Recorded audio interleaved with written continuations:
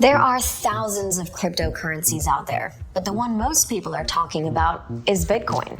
It's a digital currency, but instead of dollars and cents, it's Bitcoins and Satoshis. And one Bitcoin is worth 100 million Satoshis. But unlike the dollar, euro, or yen, this currency isn't controlled by a government. That's what makes Bitcoin revolutionary, and to some people, a bit scary. It used to be simple. Countries would peg their currencies to the gold stashed in their central bank. But currencies are now just paper, metal, or a number in your bank account, and its value is guaranteed by a government. It's why we trust it. We also trust the banking system to move our money, especially online. So when person A sends $100 to person B, the banks make sure that amount is subtracted from one account and added to the other. And banks update their ledgers to make sure people aren't spending money they no longer have. And of course, banks charge fees for all that work to verify transactions. So what if there was a way to cut out the banks? Well, that was the original thinking behind Bitcoin. The idea was posted online in 2008, describing a peer-to-peer version of electronic cash that you can send from one party to another without going through a financial institution. Its creator or creators used the name Satoshi Nakamoto. Nobody actually, to this day, is able to say who this creator was. What we do know is that the Bitcoin white paper was published about 1 month after the big crash of the 2008 financial system. It was an historic day with Wall Street shaken to its very foundation today. The losses staggering, the fear climbing. It was a wake-up call, exposing risky banking practices. Many people lost everything, including their faith in the financial system. Coincidence or not, Bitcoin turned up at the same time. And 10 years later, it's still going. So Bitcoin is not controlled by a government. It's not a bank or a company. Instead, it's open source software that runs itself, or more accurately, is run by lots of people. Here's how. So first up, it's called a cryptocurrency because Bitcoin uses encryption to keep it secure. And instead of bank accounts, people trading Bitcoin have two keys. One's private and one is public. They're not actual keys, but bits of encrypted code that fit together. If person A needs to get Bitcoin to person B, they send it to B's public key. Think of it like the number on an ATM card. Person A uses their private key to encrypt the transaction, and person B uses their private key to decrypt it and get their Bitcoin. Those private keys are like the PIN to the ATM card. Now, instead of a bank verifying that transaction, it's done by a huge network of computers around the world, and they all have identical copies of Bitcoin's ledger. It's a record of every transaction ever made that's constantly being updated. So if there's any kind of fraud, the whole network knows about it. That decentralized ledger is called blockchain.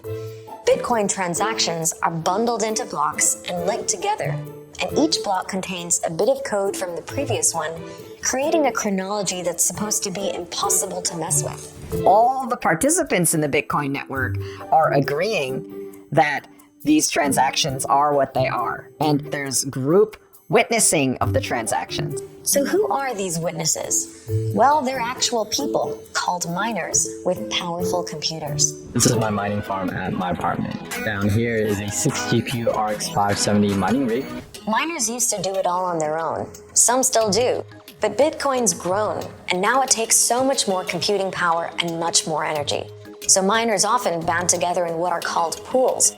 Some of them build huge warehouses of servers called farms.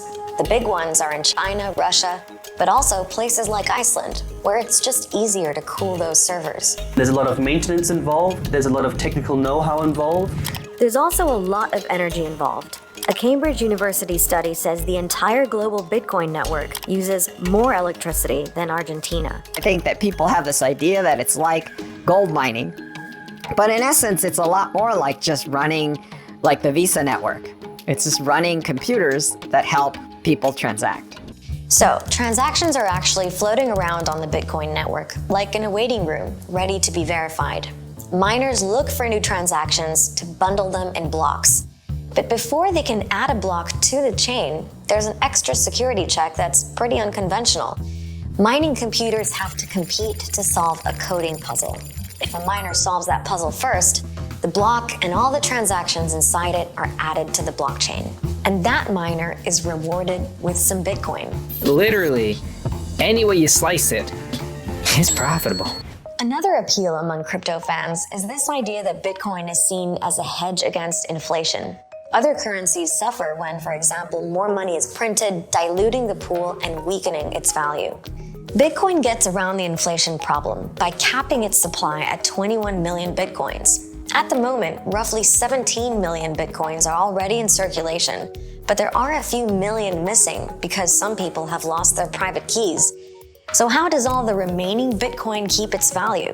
Well, the system slows that supply down. One way is by cutting the mining rewards in half every 4 years.